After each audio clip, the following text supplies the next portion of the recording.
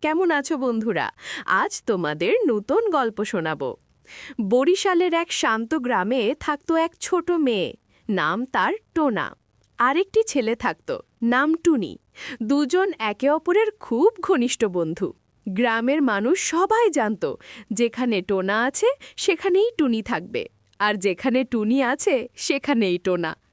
টোনা ছিল চঞ্চল, দুষ্টুমি প্রিয় আর খুব সাহসী। অন্যদিকে টুনি ছিল একটু শান্ত, কিন্তু বুদ্ধিতে সবার চেয়ে এগিয়ে। তাদের পরিবার ছিল সাধারণ কৃষক পরিবার। চারপাশে নদী, ধান ক্ষেত আর গাছগাছালি মিলিয়ে ছিল গ্রামটা। গ্রামের পরিবেশ। এই গ্রামে প্রতিদিন সকাল শুরু হতো মোরগের ডাকে। সকালের রোদ উঠলেই গরু ছাগল চড়াতে যেত গ্রামের ছেলেরা। মেয়েরা সাহায্য করত মাকে, পানি আনা, কুয়ো থেকে জল তোলা কিংবা রান্নাঘরে মায়ের পাশে দাঁড়ানো। কিন্তু টোনা আর টুনি ছিল একটু আলাদা। তারা সব সময় ভাবত, এই পৃথিবীর বাইরে কিছু আছে কিনা, নদীর ওপারের জঙ্গলে কি রহস্য লুকানো আছে। গ্রামের বুড়ো দাদু প্রায়ই তাদের গল্প শোনাতেন। তিনি বলতেন, জানো, এই জঙ্গলে একসময় জাদুর হাড়ি ছিল। যে সেই হাড়ি পেত তার দুঃখ দুর্দশা মিটে যেত।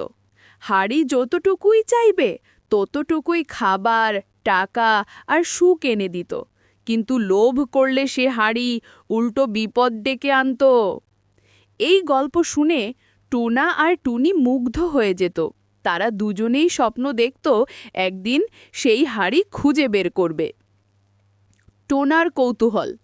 একদিন দুপুরে টোনা টুনিকে বলল, টুনি, তুই কি বিশ্বাস করিস দাদুর কথা? টুনি বলল, বিশ্বাস করি, তবে জাদুর হাড়ি সত্যি আছে কিনা জানি না। তাহলে চল খুঁজতে যাই। আমরা তো শুধু খেলেই দিন কাটাই। যদি সত্যি হাড়ি পাই তাহলে আমাদের গ্রামেও সুখ আসবে। টুনি একটু ভেবে বলল, খুঁজতে তো যেতেই পারি, তবে বিপদও আছে। টোনা হেসে বলল, ভয় পেলে চলবে না।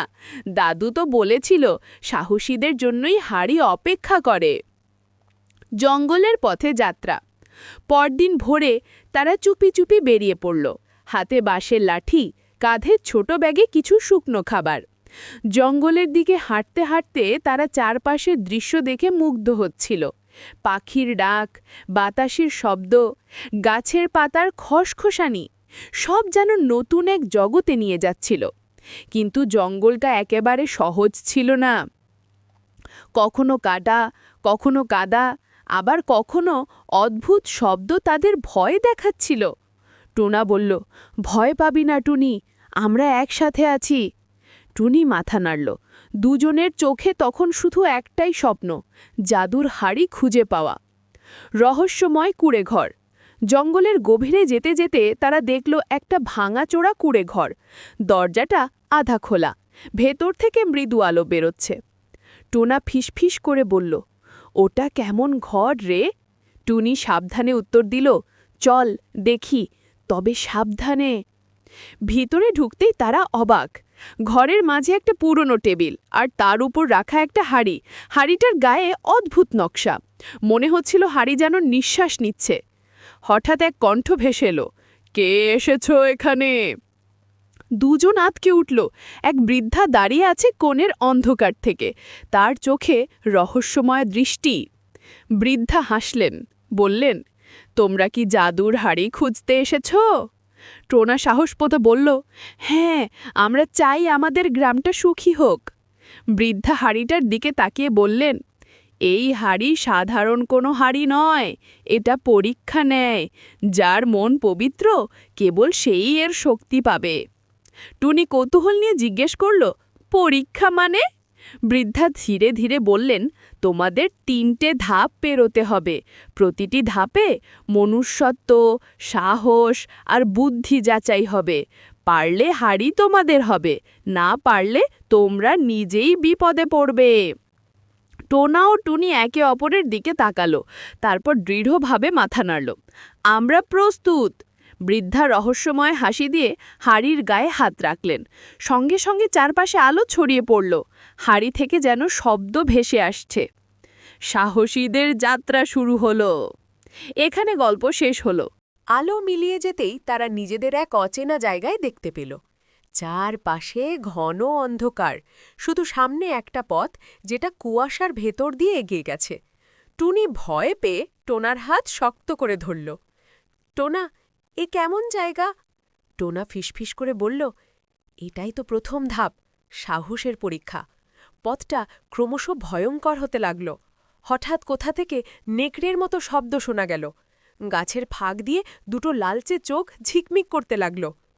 টুনি কাঁপতে কাঁপতে বলল, আমরা কি বাঁচব? টোনা দাঁত চেপে বলল, ভয় পেলে চলবে না, চল এগোই। তাদের সামনে এক বিরাট কালো ছায়া দাঁড়ালো। মনে হলো বিশাল দৈত্য। দৈত্য গর্জে উঠল, কে সাহস করে এই পথে এলো? টোনার বুক ধুকপুক করছিল, তবুও সে সাহস নিয়ে বলল, আমরা এসেছি জাদুর হাড়ি পেতে। যদি মন পবিত্র হয় তাহলে আমাদের থামাতে পারবে না। দৈত্য হেসে উঠল আর মুহূর্তেই ধোঁয়ায় মিলিয়ে গেল। পথ আবার আলোয় ভরে উঠল। টনি হাঁপ ছেড়ে বলল, টোনা, তুই সত্যিই সাহসী, তুই না থাকলে আমি পালিয়ে যেতাম। টোনা হেসে বলল, সাহস মানে ভয় না পাওয়া নয়, ভয়কে জয় করা। তাদের সামনে আবার আলো ঝলমল করল। হাড়ির কণ্ঠ ভেসে উঠল, প্রথম ধাপ পার হলে। দ্বিতীয় ধাপ, বুদ্ধির পরীক্ষা। এবার তারা পৌঁছল এক বিশাল প্রাসাদের মতো জায়গায়। ভিতরে ঢুকতেই দরজা নিজে থেকে বন্ধ হয়ে গেল। সামনে টেবিলের ওপর 3টে সোনার বাক্স রাখা। একটিতে লেখা ধনসম্পদ, আরেকটিতে লেখা ক্ষমতা, তৃতীয়টিতে লেখা সততা। প্রাচীরের ওপরে লেখা ছিল, যে সঠিক বাক্স খুলবে তারই জন্য পথ খুলবে। টুনা ভুরু কুচকে বলল, এখন কি করব? টুনি একটু ভেবে বলল, ধনসম্পদ নিলে আমরা হয়তো অনেক টাকা পাব, ক্ষমতা নিলে অনেককে শাসন করতে পারব, কিন্তু জাদুর হাড়ি কি লোভীদের জন্য? টোনা মাথা নাড়ল, না, দাদু তো সবসময় বলতো সততা মানুষের সবচেয়ে বড় শক্তি। তারা মিলে সততার বাক্স খুলল। সঙ্গে সঙ্গে আলো ঝলমল করে উঠল। বাক্সের ভেতর থেকে বেরিয়ে এলো এক চাবি। প্রাসাদের দরজা খুলে গেল। হাড়ির কণ্ঠ আবার শোনা গেল, তোমরা দ্বিতীয় ধাপও পার হলে। তৃতীয় ধাপ, হৃদয়ের পরীক্ষা। এবার তারা পৌঁছল এক বিশাল গ্রাম। গ্রামটা অদ্ভুত, সব ঘরবাড়ি ভাঙা, মানুষগুলো ক্ষুধার্ত, বাচ্চারা কাঁদছে। একজন বৃদ্ধ এসে বলল, পথিক, আমাদের কাছে খাবার নেই, পানি নেই, তোমরা কি সাহায্য করবে? টোনার চোখে জল চলে এলো। সে ব্যাগ থেকে নিজের শুকনো খাবার বের করে দিতে লাগল। টুনি ওদের জন্য নিজের পানির বোতল এগিয়ে দিল। তাদের ব্যাগ প্রায় খালি হয়ে গেল, কিন্তু গ্রামবাসীর মুখে হাসি ফুটল। হঠাৎ গ্রামটা মিলিয়ে গেল, যেন স্বপ্ন ছিল। চারপাশে আবার আলো ছড়িয়ে পড়ল। হাঁড়ির কণ্ঠা এবার কোমলভাবে বলল, তোমরা পরীক্ষায় জয়ী হলে, তোমাদের হৃদয় পবিত্র। জাদুর হাঁড়ির আবির্ভাব।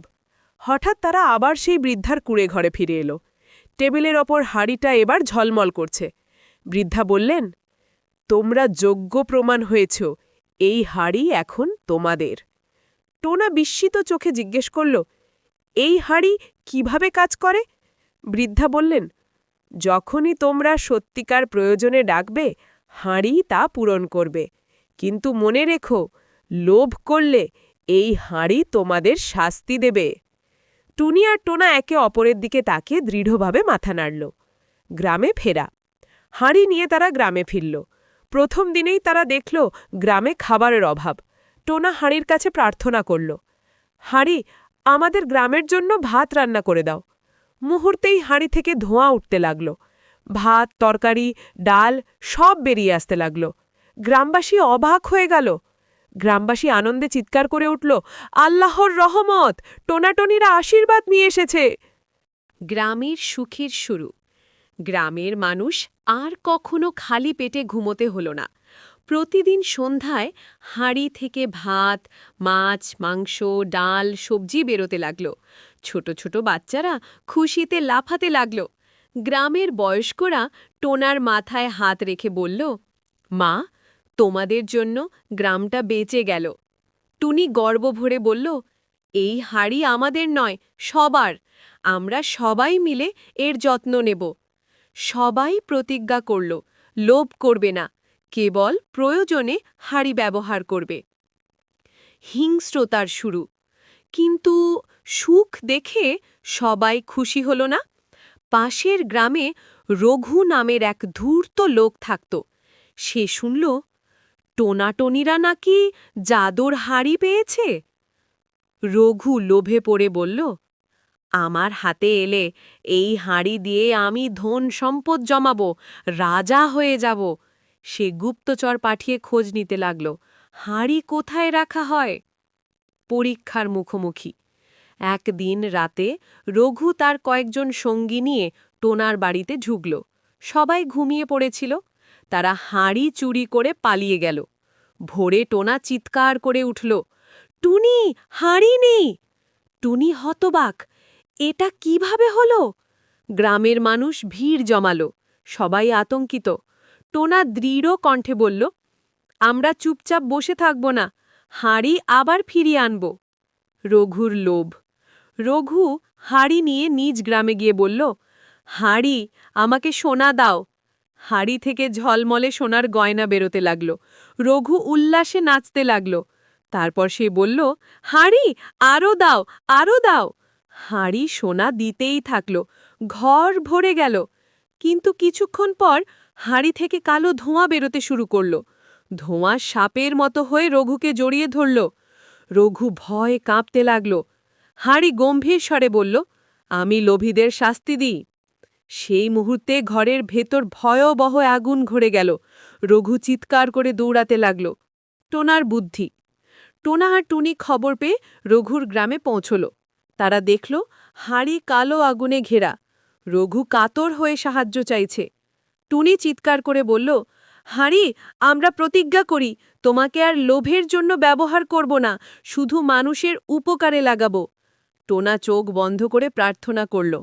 আশ্চর্য! আগুন মিলিয়ে গেল। হাঁড়ি আবার শান্ত হয়ে টেবিলে বসে গেল। রঘু হাঁটু গেড়ে কাঁদতে লাগল। আমার ভুল হয়েছে, আমাকে ক্ষমা করো। টোনা বলল, ক্ষমা পাবি, তবে শর্ত একটাই, আর কখনো লোভ করবে না। রঘু কাঁপতে কাঁপতে মাথা নাড়ল। গ্রামে প্রত্যাবর্তন। টোনা আর টুনি হাঁড়ি নিয়ে আবার তাদের গ্রামে ফিরল। সবাই আনন্দে গান গাইল, নাচল। তারা বুঝল, হাঁড়ি শুধু খাবার দেয় না, শিক্ষা দেয়। বৃদ্ধা দাদু এসে বললেন, বাচ্চারা, তোমরা প্রমাণ করেছ যে সত্যিকারের শক্তি লুকিয়ে আছে সাহস, বুদ্ধি আর সততায়। গ্রামের মানুষ প্রতিদিন হাঁড়ির কাছ থেকে খাবার চাইত, কিন্তু সীমিত।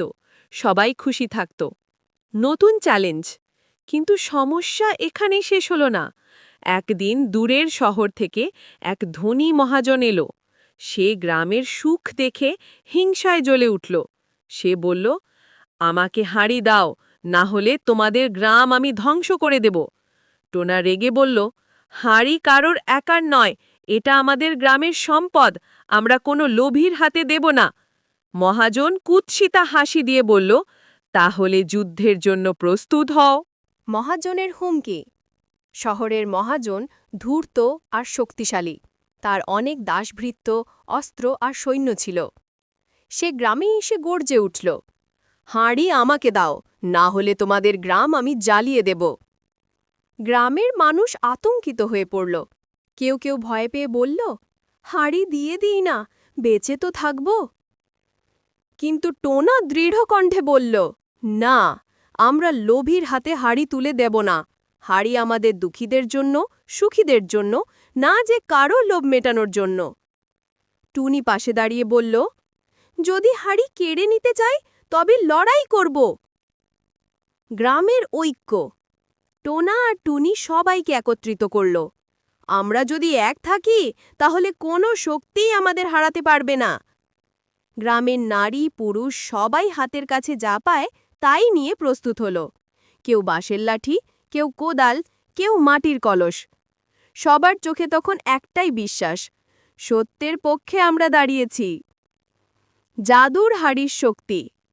মহাজনের সৈন্যরা আক্রমণ করতে আসতেই টোনা হাড়ির সামনে দাঁড়াল। চোখ বন্ধ করে প্রার্থনা করল, হাড়ি, আমাদের গ্রামকে রক্ষা করো। হাড়ি থেকে আলো ছড়িয়ে বেরোলো। সেই আলো ঢেউয়ের মতো ছুটে গিয়ে সৈন্যদের অন্ধ করে দিল।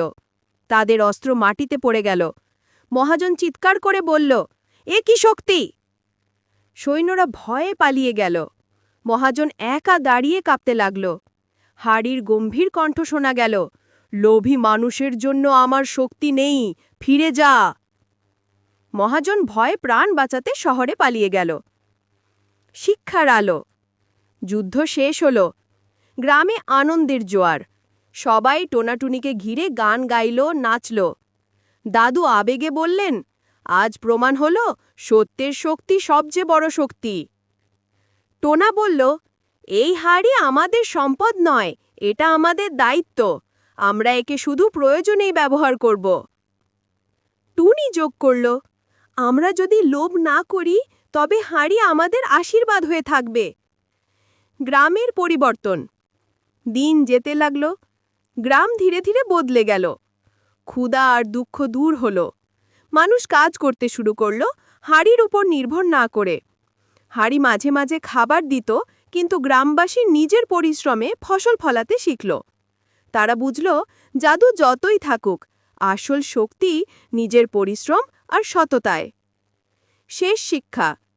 একদিন বৃদ্ধা, যে প্রথমে তাদের হাঁড়ি দেখিয়েছিল, আবার এলেন। তিনি বললেন, বাচ্চারা, তোমরা পরীক্ষা উতরে গেছ।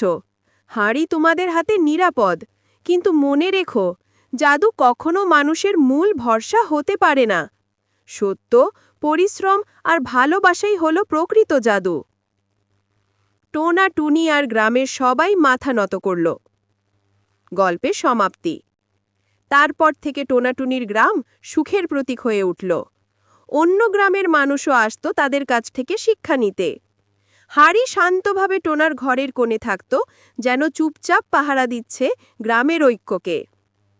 টোনা প্রায়ই বাচ্চাদের গল্প, জাদুর হাড়ি পেয়েছিলাম বলে আমরা বেঁচে গেছি তা নয়, আমরা বেঁচে আছি কারণ আমরা একসাথে ছিলাম, সাহসী ছিলাম আর সত্যকে আঁকড়ে ধরেছিলাম। গ্রামের বাচ্চারা সেই কথা মুখস্থ করে নিত, আর সেই গল্প ছড়িয়ে পড়ল চারদিকে। টোনাটুনির জাদুর হাড়ি যা মানুষকে শিখিয়েছিল, লোভ নয়, সত্যিই হলো আসল শক্তি। আর হ্যাঁ, আমাদের চ্যানেলটি সাবস্ক্রাইব করতে ভুলো না। পরের এপিসোডে আবার দেখা হবে। ভালো থেকো সবাই।